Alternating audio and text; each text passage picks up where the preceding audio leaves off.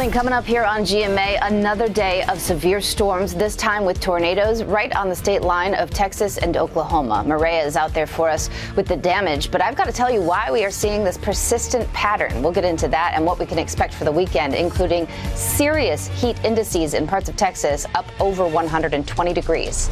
Also, Robin is live in Berlin for the Special Olympics World Games, sharing stories of those incredible athletes who are going to be competing, and she's going to take us on a bike tour around the city. You don't want to miss that and so much more right here on GMA.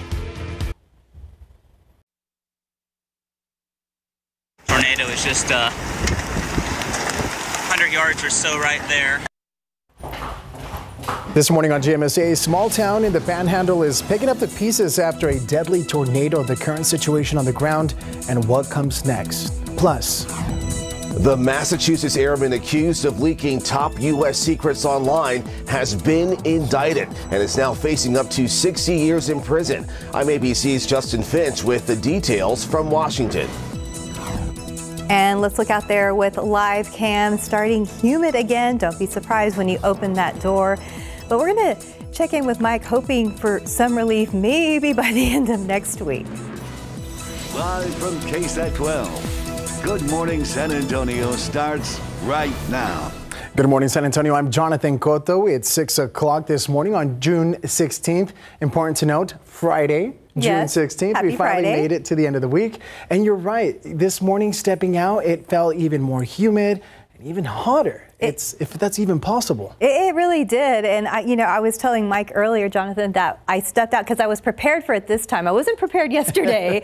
So I slowly opened the door and I was like, oh, it's still humid. And then kept going, yes. Make a run for the car. So, yeah, I mean, we're close to, it feels like close to the normal high temperature, which is low 90s. And it feels like the low 90s even over in Castroville. One thing, while we can barely make out the skyline this morning, that's a little bit of encouraging news, but we'll still have a lot of those low clouds hanging around here this morning. That layer of all the humidity hanging around, which is sort of trapped down here at the surface.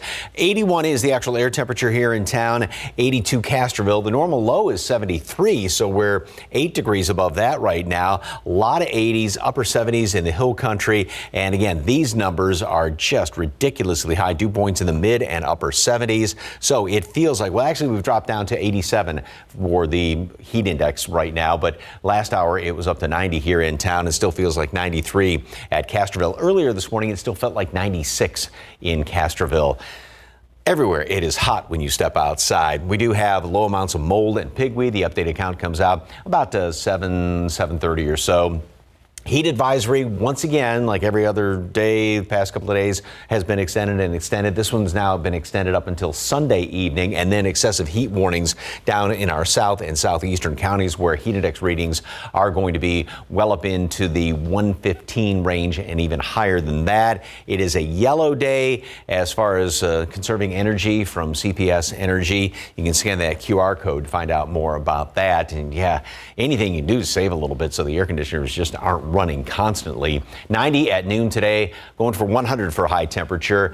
We did hit 99 yesterday after being only at 84 by noon, and then really shot up once that sun came out. So that's going to be the situation again today. And of course, then with the heat index, it's going to feel closer to 110. And even hotter than that in many locations. What about the weekend? Details on that coming up in just a couple of minutes. Traffic authorities, Stephen, still got a lot of problems out there? You know, they just keep adding up, Mike. Not a good situation for anyone that has to hit the roads in the next few minutes or so. Let's get a look around town first. We're going to start with a look at what folks can expect at 35 at San Marcos, north and south Bend lanes. Not bad. Even there at Salado Creek, we're seeing maybe a lot more people out there at this hour. 6 a.m. tends to be our busy hour, so we're going to see the commute just shape up a little bit more as folks do get the morning started. But as I said earlier, we have a lot of issues to talk about. We have that jackknife 18-wheeler here at Loop 410 northbound at East Houston, and this now is causing more of a problem for drivers trying to navigate through that. Remember, a portion of 410 is shut down there right around East Houston, so traffic's actually having to exit Rigsby Avenue. We are going to hear from Melissa Cole hopefully a little bit later on. She is getting to the scene, and she's going to tell us what the conditions look like out there. But I can tell you from what we're seeing on the map, they're not looking great. I do want to take a drive up here. We do have a stalled vehicle along 35 southbound at Judson Road, and check it out. Southbound lanes, traffic's moving at 14 miles per hour, which does show that we have a slowdown. If you're traveling in from Live Oak, be prepared for that, folks. This stalled vehicle may not be helping the situation because we know 35 is one of the busiest corridors around. Let's take a drive now back up to I-10 here in Kerrville, where we have that major crash that was reported. Earlier, it looked like there was a portion of the highway that was shut down, but that may have reopened, so we're seeing some progress. Now, the bad news is we're not able to see the conditions out there because there are no TransGuide cameras, but watch out as you approach mile marker 508. Let's get a wide look now at our map as we bring you back into town. You're not seeing any other issues pop up, but maybe some stalled vehicles and some construction, but I'm not really worried about that right now. I do want you to know that it's getting busier, and when we have issues like the one that we're seeing at 410, let's see if we can get you that shot here at northbound right there at I-10. We're seeing some progress, but not looking good for folks that are having to travel through there. We'll watch it closely, and hopefully we'll hear from Melissa a little bit later on in the newscast. Guys. Thank you, Stephen. New this morning, San Antonio police are looking into a train crash involving an SUV. Now, both sides of West Ashby Place near Agassiz Avenue, just north of downtown, were blocked off by concrete barricades, but somehow police say a driver made it through and was hit by a train just before 3 a.m. this morning. The driver was taken to a hospital to be checked out, and there's no word on their condition as of right now. No charges have been filed. And the battle over property taxes is heating up in Texas. Governor Greg Abbott wants leaders to focus on tax relief. The House and Senate aren't on the same page. The governor keeps talking about property taxes while vetoing other legislation. Of the 10 bills Abbott has vetoed so far, 8 reference property tax relief. The governor won't sign them unless the House and Senate agree on what that property tax relief would be. Another 341 bills are still waiting for his signature or a veto, but if he does nothing, they become law. As we get closer and closer to this Sunday, all of these bills that have yet to be signed face the possibility, if not the probability, that they're going to be vetoed. Sunday is the deadline for the governor to sign or veto bills from the regular session, but getting a deal done by then could be tough since the House has adjourned for the special session. And topping your morning headlines, at least 3 people are dead in the Panhandle after tornadoes slammed the town of Perryton. The National Weather Service in Amarillo confirmed at least 1 twister hit the town, and at least 100 injuries were reported overnight, with others still missing. It's expected to take days to restore power, and the hospital is on generators. Governor Greg Abbott announced in a statement that he is deploying state emergency response resources to Perryton to, quote, meet urgent life safety needs. Meanwhile, a major development in the case of the Massachusetts airman accused of leaking U.S. national secrets online.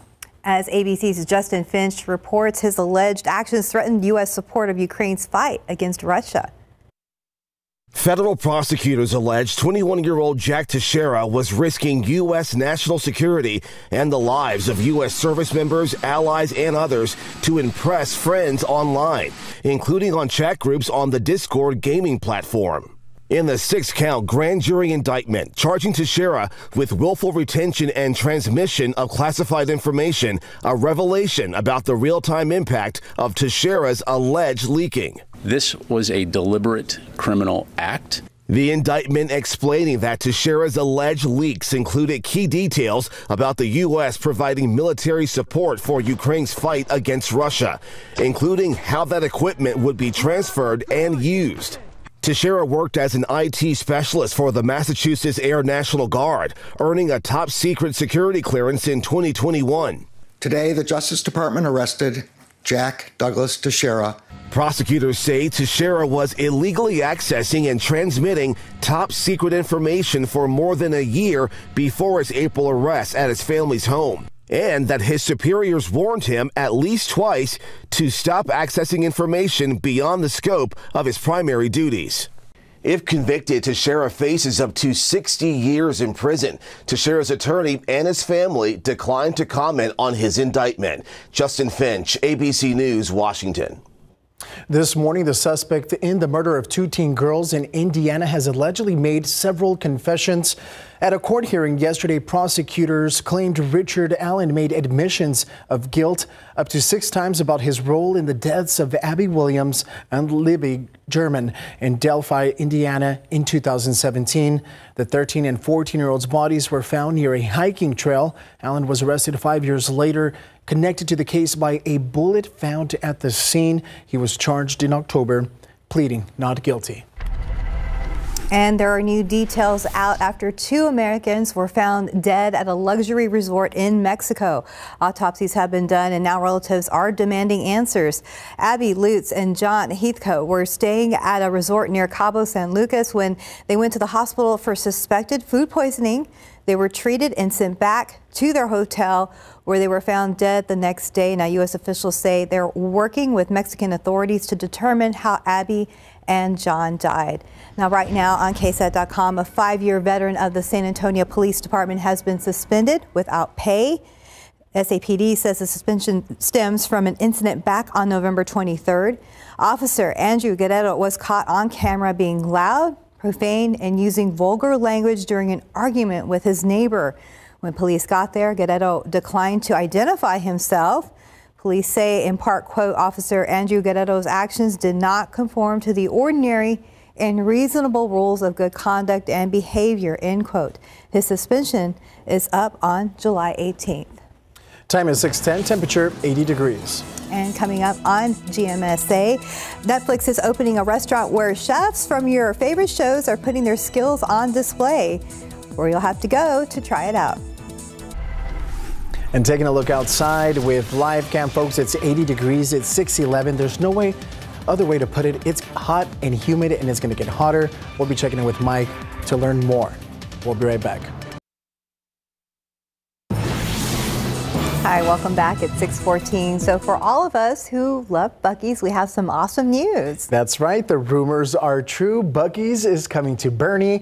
They've already filed the paperwork to start construction there. According to the permits filed with the Texas Department of Licensing and Regulation, construction begins October 1st, and it should take about a year to finish. You can read more about it right now on KSAT.com. And as we head into the weekend, clinics and emergency room staff are reminding us to take it easy out there in the heat. So far, about 10 people have checked in with heat-related problems at Baptist Health System's emergency departments. About 7 showed up in the ER at University Hospital. Doctors say pushing yourself too hard in the heat could lead to heat stroke, including long-term problems with kidneys, your liver, and even brain damage. If you start to feel sick, doctors say take a break, get into a cool area, and hydrate. You really should seek emergency care if you or the person who you're with starts having what we call mental status changes, where they're acting confused or out of it, not acting themselves. Definitely if they start having any seizure activity, so jerking motions, or if they become unconscious or anything like that, that's when you need to call 911 and get them to the hospital. People who take certain medications, including blood pressure medicine, should be extra cautious. You're more likely to suffer from dehydration. And we've been keeping a close eye on the mosquitoes here in the Alamo City. Right now on KSAT.com, some simple ways you can protect yourself, including some things you may not be thinking about. Just head to our website and look for this story. And still big problems off of I-10 East and Loop 410. Let's check back with our Stephen Cavazos. Yeah, I'm sure at this point it's probably giving drivers a headache, right? I mean, you have to sit in this traffic and wait for this mess to clear up. But let's get a wider look now at TransGuide.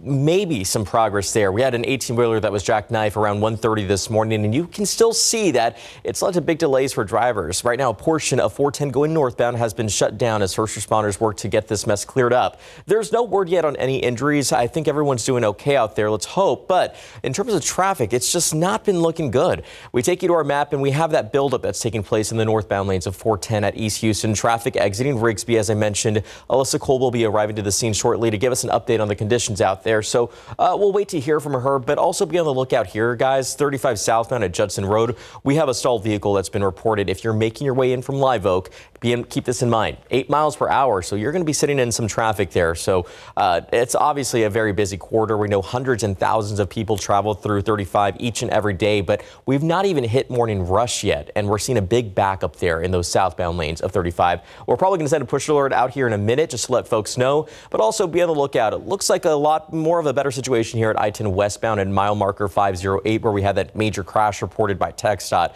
Earlier, there was a portion of the highway that was shaded out, which was a good indication that a bit of that highway may have been shut down, but things seem to be moving a lot better out there. Unfortunately, no TransGuide cameras in that area, so we can't show you the conditions, but let's hope everyone else is doing okay.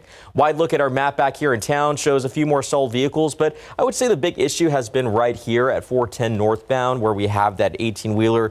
Again, we have been keeping an eye on this for several hours now, and it still seems like it's taking a little bit of time to get this mess cleared up. But again, we hope everyone's doing okay. We just know a lot of folks travel through that area, so it's probably a pain to navigate. Yeah, it looks worse than it did earlier this morning. It does. I was going to say, talking about that heat story too. I mean, you got traffic issues, and you throw in the weather's very hot. I'm moving too. Oh no, and so, that's right. This weekend? Yes. Well, yes. And so my folks are driving up, Mike, and it's just. Yeah. Lots of work in this heat. Yeah. Oh. Take lots of breaks. I'm going to come back. I'm going to come back like a cherry. No, sunscreen. Sunscreen, but still, and we were talking about the heat stroke. If you're doing anything outside, even last weekend, I was talking about when I was doing some yard work. Back your by 10, 11 o'clock in the morning, and this is with shade, it's just like, that's tough to do. Yes, it is. That humidity just kind of saps it out of you. So, just really, really, take it easy when you are outside. So, take a look at this picture, and now a lot of little things are starting to come out and search for some water. A lot more pictures of snakes around here, and spiders don't bug me as much as snakes do. No. So this picture doesn't really freak me out, but yeah, that's a tarantula there at Southside Lions Park. Eek. It can stay there. It can stay there. You're not a spider fan? Not a spider fan. Snakes? Not a snake fan. Oh, neither. Okay. Neither. Yeah. I think I'd rather see that than a cockroach, though. That's true. A lot of people don't like those. So anyway, we can't hardly even see the skyline now from our camera down there at Brook City Base. It's that layer of just heavy moisture. The humidity is just kind of trapped in place like a big blanket sitting on top of us right now. The heat index is 87 degrees out there at the airport. Still in the 90s at Castro. Again, at one point earlier this morning, the heat index was at 96 degrees. That was at 4 o'clock in the morning at Castroville. 87, like I said, here in town. Yesterday, we tied the record for the warmest minimum temperature, the warm low temperature, if you will. And this morning, the record, as it stands, is 79 degrees. We're only in the low 80s right now, so it looks like we're either going to be tying or setting a new record for the highest minimum temperature. Yesterday, we hit 99. Of course, this was after staying only in the 80s, low 80s, all morning long. It was 84 at noon, and then all of a sudden we gained 15 degrees throughout the course of the day when a little bit more of that sunshine came out. There were obviously some hundreds there along the Rio Grande. Now today we're going to be seeing more triple digits, and as time rolls on, the ground continues to dry out a little bit, and so that then, because dry air heats up a lot more easily, it doesn't take as much energy to heat that up as moist air, so that's why we will continue to kind of tick up a couple of degrees each and every day. We're still going to have a ton of humidity out there in the afternoon, so yeah, don't think we're going to be getting away with that. It's still going to have heat index readings well up into the hundreds. So a little bit of sunshine this morning. We make it up to 90 today at noon, and then again 100. And yeah, heat index readings. At one point yesterday, the heat index was at 113 in the afternoon. So it's going to be up there again above 110 throughout many areas. 112 Carrizo Springs, and then especially down to the south and to the southeast, where the excessive heat warnings are posted and the heat advisories remain in effect now. It's been extended all the way through Sunday, and it's probably going to be extended even beyond that. So we are going to be up to 100 today, triple digits, getting warmer as we go into Sunday, Monday, Tuesday, first half of next week. We'll start to see little bit, that's the operative word, little bit lower humidity just in the afternoons, again, as the ground continues to dry out, but I mean, it's still going to feel every bit as hot, and we'll stay in the hundreds through most of next week. There is a real tiny glimmer of hope that the pattern's going to start to ease ever so slightly. So upper 90s, maybe wishful thinking, maybe something trying to come in here by next weekend as far as rain chance. But again, this is just kind of wishful thinking as of right now with this pattern change. Well, fingers crossed. Yeah, we'll stay optimistic. Yes. Until then, take it easy outside. Thank you. All right, folks, time is 6:22, temperature 80 degrees. We'll be right back. She found it. The feeling of finding the psoriasis treatment she's been looking for. Sotyktu is the first of its kind once daily pill for moderate to severe plaque psoriasis for the chance at clear or almost clear skin. It's like the feeling of finding your back is back, or finding psoriasis can't deny the splendor of these thighs. Once daily Sotyktu is proven to get more people clearer skin than the leading pill. Don't take if you're allergic to Sotyktu. Serious reactions can occur. Sotyktu can lower your ability to fight infections, including TB. Serious infections, cancers including lymphoma, muscle problems, and changes in certain labs have occurred. Tell your doctor if you have an infection, liver or kidney problems, high triglycerides, or had a vaccine or plan to. Sotyktu is a TYK2 inhibitor. TYK2 is part of the JAK family. It's not known if Sotyktu has the same risks as JAK inhibitors. Find what plaque psoriasis has been hiding. Ask your dermatologist about Sotyktu for clearer skin. So clearly you. Sotyktu. In your morning headlines, some luxury car drivers may soon be able to use AI while they're driving. Mercedes-Benz is adding ChatGPT to its cars that will extend the capabilities of the vehicles, which can already respond to simple commands drivers initiate by saying, "Hey Mercedes." Right now, the car's responses are limited to simple commands like adjust the temperature or find a destination. With the new AI, the system will be able to respond to a wider range of requests. And Netflix is taking its content from screen to table. That streaming giant is opening a pop-up restaurant in Los Angeles later this month. Chefs featured on Netflix shows are creating dishes for the restaurant, and that includes Chef's Table, Iron Chef, and Is It Cake? Oh my gosh, my daughter loves that show. So diners can taste their food, but will not be able to meet the chefs themselves. Time is 6:26, 80 degrees. We're going to be taking a look at those roadways right now. I-10 east at Loop 410, moving, but moving slowly right now. We're going to get a check-in with Stephen Cavazos after the break. This morning on GMSA, Bexar County leaders are hoping to promote responsible gun ownership to fix a growing problem. What they're handing out across the city coming up.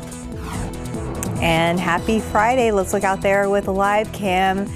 I have to say, be prepared again for the humidity. When you step outside, you will feel it once again. We're starting at 80 degrees. Now, good morning. It's 6:30, Friday, June 16th. Now, we made it to Friday. We made it sweating, but we are finally here. Yes, happy Friday. Thanks for joining us. Maybe some iced coffee or iced water, whatever helps. Sweating, panting, whatever the case may be. Hyperventilating. Fanning. You know, we kind of joke about it, but seriously, you got to take it easy when you're outside, especially even in the morning hours, but late in the afternoon. And once again, here's just a view of all of that humidity out here. We've got this just kind of wet blanket laying on top of us, which is being held in place. We can hardly even see the skyline somewhere in here. There's the Alamo Dome, and there's Tower of the Americas right in there, I believe. Temperature right now stands at 81 degrees, so we have dropped down one more degree. Dew point is at 76. So once again, we have these just outrageously high dew point temperatures around here. Take a look at some of the temperatures in the area. 80 Port SA, Stinson, 82 still at Castroville, Pleasanton at 80. The humidity, the dew points remain very, very high. They've eased a little bit from earlier this morning, but still, I mean, it's 80 for a dew point in Castroville, so it feels like 92 degrees right now at Castroville. Feels like 87 here in town, 88 up the road in New Braunfels, as well as in Canyon Lake. So just outrageously high heat index reading. It's basically hot when you step outside. It's the best way to put it. Mold, pigweed are all on the low side. Heat advisory. No surprise here, has been extended once again, and this time Weather Service just extended it a couple of days. So this goes through Sunday evening, and then excessive heat warnings down in our south and southeastern counties where heat index readings are going to be about 115 to even close to 120. Cloudy, hot, and humid.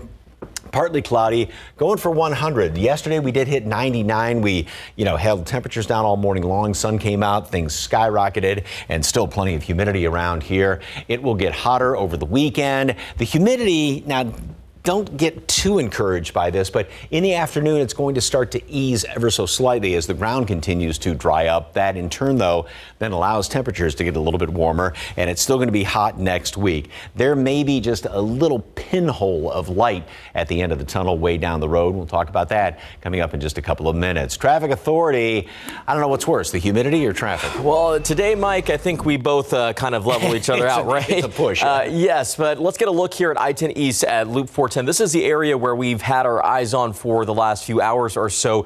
An 18-wheeler that was reportedly jackknifed sometime around 1:30 this morning. Now, earlier, our friends at TransGuide were moving the camera around, so we were able to see some of the work clear out there, which is great. And it looks like the roads may be reopening.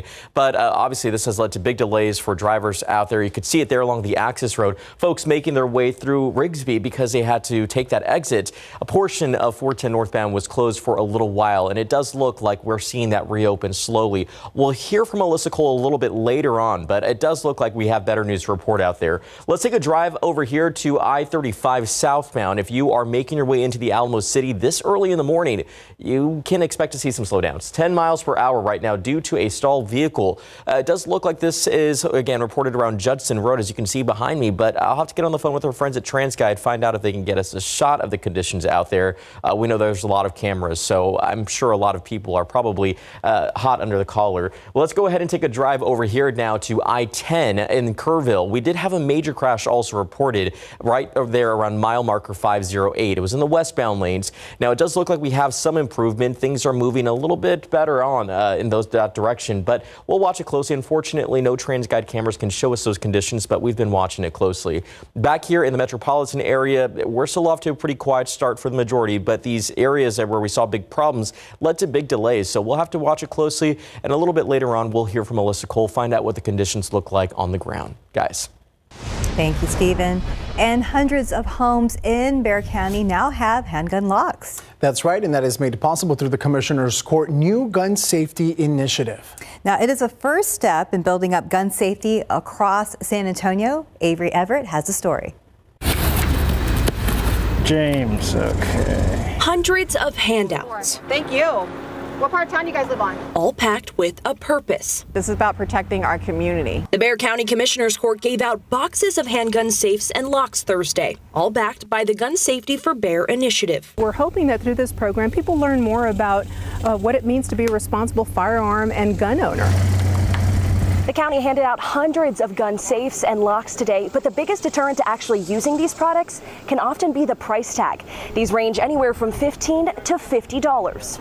I've never had anybody leave them behind. In every gun safety class taught by Bill Slater over the past 3 decades. Just go straight down the chamber. Gun owners have walked away with a lock. And do people take them? Yep, every single one of them. Slater says a lock is just a lock if you don't have the education to back it up. Everybody who owns a hammer is not a carpenter. Just because you've got a tool doesn't mean you're going to be successful in using that tool. For a city with more than 2 million people, the county says 500 handouts can feel like only a few. It's one layer of protection that we can offer. But there's hope that those handouts will soon be used. The county still has 4 more of these giveaways scheduled for the rest of the summer. But if you haven't already registered, you won't be able to pick up a gun safe or lock. They do say, though, if the rest of these pickups go over smooth, then they'll plan more for the future. Avery Everett, KSAT 12 News. And looking ahead, Metro Health and the YMCA celebrating Men's Health Week. So tomorrow, June 17th from 9 a.m. to 2 p.m., the YMCA is hosting a men's basketball tournament at their location on Walsham Road and Mid-Crown Drive. That is next to Ed White Middle School. The event will feature vendors, giveaways, and a cooking demonstration. There will also be a health fair to educate men on why it's important to take care of their bodies through healthy eating and exercise. And the San Antonio Pets Alive is hosting an adoption event tomorrow from noon to 4 p.m. That will be at Petco's Ingram location off Northwest Loop 410. Pets adopted during the event will have a reduced adoption fee of $25. The event aims to bring together animal lovers in the community and provide them with an opportunity to meet their next furry family member. Weather's heating up in the Alamo City, but luckily 23 outdoor pools around San Antonio are opened up for the summer. So starting tomorrow, all pools will be open 6 days a week, including weekends, and are free to the public. And new this year, the pool hours are expanding by 1 hour each day and offer earlier swim times at select pool locations. So for a list of all those locations and their hours, you can look for this article on our website at ksat.com. Even just a picture of a swimming pool seems so refreshing. Yeah, we can mentally be there, though. That's right. San Antonio time is 6:38, temperature 80 degrees. And just ahead on GMSA, South Texas is seeing a huge bloom in native wildflowers. We're going to look at why and what to do about it. Driving down highways, neighborhood fields, or even your own backyard, you've probably seen them, sunflowers or native wildflowers. In this week's Gardening with KSAT, our Sarah Costa tells us why we're seeing this bloom in South Texas. Sunflowers, Indian blanket, wine cup. South Texas is experiencing a native bloom boom bigger than we've seen in the past 3 years. So why? Can we say that we've had rain this year? So the abundance and well-timed rainfall through late winter through the spring has really woke up a lot of these plants compared to this time last year. After 3 years of extreme drought, the recent rain has woken up some of those dormant wildflower seeds. Survivability, so these seeds can stay dormant in the soil for a long period of time. When the temperature's correct, the moisture's correct, and the timing is correct, they wake up. And the more blooms, the better. We need our native flowers for pollinators to maintain the foundation of our local ecosystems. It's part of our natural ecosystem. You know, you have the wildlife, the birds, because a lot of birds might come in later to eat some of the seeds as well. You know, survivability, and beneficial insects, particularly bees. You know, the bees are very important. Even the bees are having a baby boom because of this bloom boom. Our Patty Santos spoke with local beekeepers about this. You can check out her story on ksat.com. The butterflies are also loving it. But sometimes sunflowers and wildflowers can grow aggressively and overwhelm your gardens. Our native pollinating wildflowers, they're beautiful, they're important, but I know some of our viewers have to deal with HOAs. So what's the best way to manage them? Just like the highway department does. The highway department with the big stands of bluebonnet and other stands of other Indian paintbrush and gaillardia, they time it right when most of those seeds are just splitting and dropping. They wait a week or two, then they go in there and they do the prescribed mowing. Rodriguez says you can tell it's the right time to mow them back once the flower heads have dropped their petals, browned, and dropped their seeds. And mowing them back doesn't mean they won't come back. They may sprout again for a second bloom in the fall, and of course, in the spring. Also, don't forget to pull weeds or grasses that are overwhelming the wildflowers you want to keep. Sarah Costa, KSAT 12 News. All right, Sarah Costa reporting. Time is 6:44, temperature 80 degrees. And over there on I-10 East and Loop 410, things are looking a little better, Stephen. I would say a lot better, Steph. Like, take a look. Things are moving, and that is great because for a while we had an 18-wheeler that was jackknifed earlier, and that led to big slowdowns for folks. Some of them were probably sitting in that wondering what was going on. But you can see now things have reopened there at 410 northbound if you are heading out toward East Houston. Remember, a portion of the highway was shut down for a little while due to the reports of that 18-wheeler. But again, looks like that is cleared out and the lanes have reopened. Earlier, there was a little bit of a backup, and we still see that there at 410 northbound as you approach East Houston. That's probably just some of the residual congestion that's still out there. But I spoke to TransGuide earlier over the phone. We do know that the scene has cleared up. But Alyssa Cole has made her way out there. And Alyssa, just tell me from what you're seeing out there, how are things moving?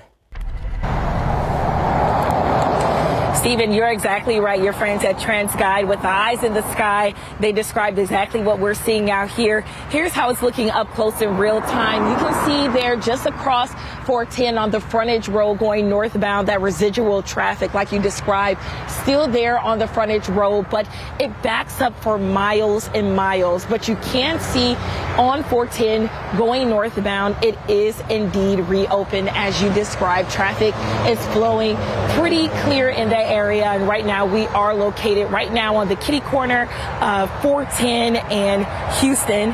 And as I mentioned, it is looking pretty good out here, so anyone looking to commute on their way to work or maybe on their way just hitting the roads for the weekend, it is a good time to travel through this area. It has cleared up. I'll send it back to you all in the studio.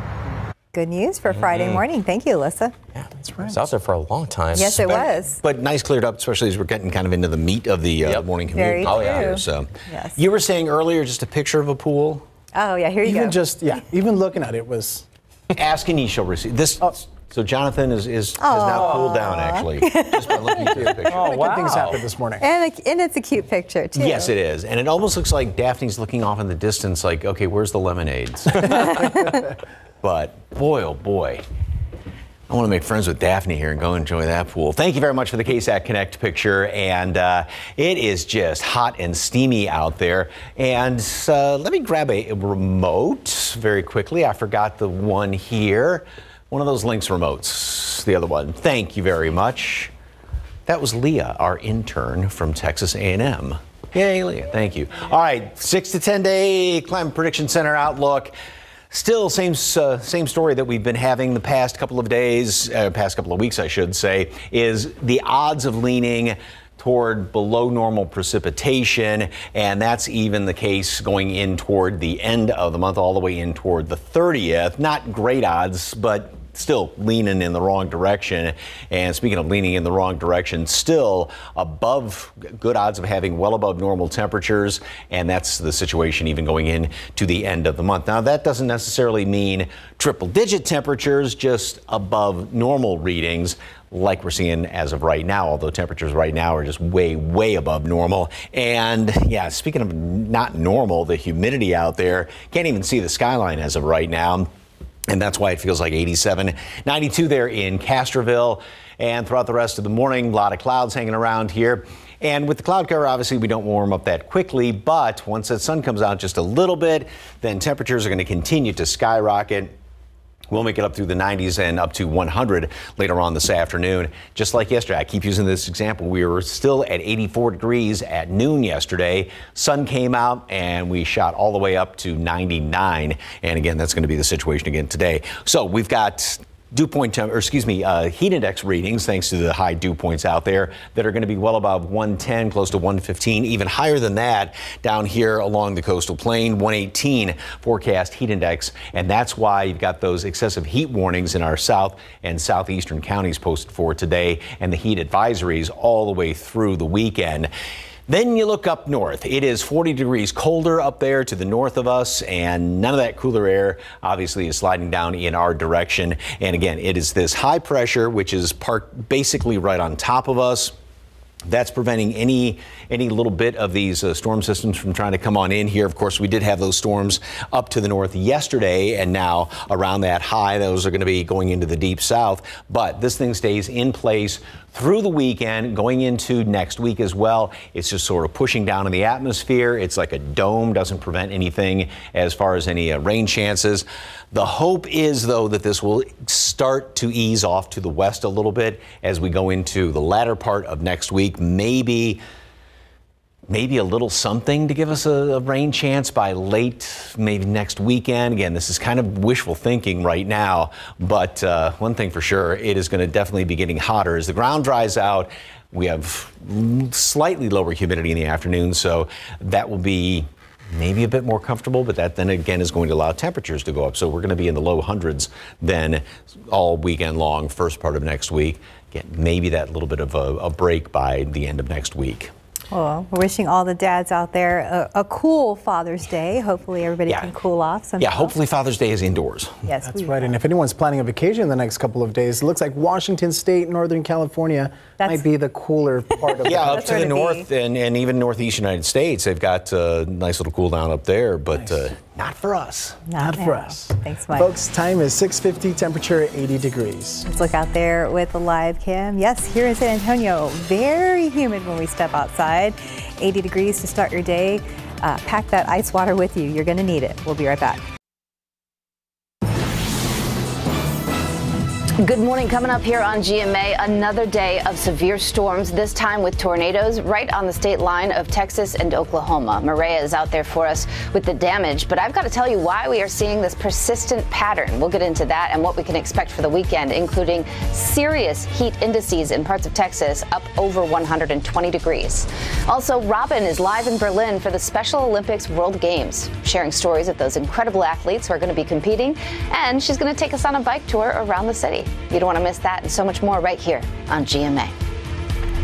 And summertime might be a break from school, but that does not mean the learning has to stop. Coming up later this morning on GMSA at 9, Max Massey tells us about a family-owned business that is giving kids a chance to jumpstart their future.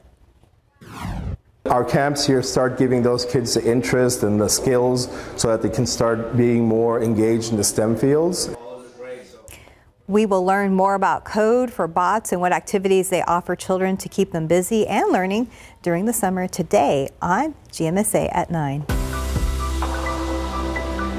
And looking ahead, Juneteenth celebrations start today here in San Antonio and will officially be celebrated on Monday. The day celebrates the emancipation of former slaves and has become a day to represent and talk about Black history. The official Juneteenth festival kicks off today and wraps up tomorrow at Comanche Park 2. And then on Monday, there will be the Juneteenth annual golf tournament at the club on Sonterra. And from this angle, the roads are looking good, but let's check in with our Stephen Cavazos. Yeah, things look a lot better out there. We started our Friday morning off with some pretty serious situations out on the roadways, and it does look like things have cleared up. Check out 281 at Hildebrand. Just remember to slow down before you approach that curb. Other than that, things are moving along okay in the east and westbound lanes of 90s if you're near Couples, but we're seeing a lot more folks out there. It's already morning rush, so people are heading out the door and hitting the roadways. Be on the lookout. We did have a jackknife 18-wheeler that was reported as we saw earlier. Alyssa Cole did say that things have cleared out. We just have some residual congestion in the area. And one last jump over here to I-10. We still have this crash reported in the westbound lanes at mile marker 508. But other than that, things are moving back here in town. A-OK, Mike? Well, that's good news. Humidity is still there. Boy, you walk out the door this morning and, oh my gosh, it's basically just hot out there. All that thick layer of humidity sitting on top of us. Feels like 85 degrees. Out there at the airport, 92 in Castroville, believe it or not. Heat advisories all the way through the weekend. Excessive heat warnings today down to the south and to the southeast. We are going to hit 100 this afternoon. Little bit of sunshine, kind of like yesterday. And are you excited about 100? I think he's looking at the 90, right? I was looking at 90. I was looking at the 90. I said 100 and he's going. I'm kidding. Happy Friday. We'll see you back here at 9. See you at 9.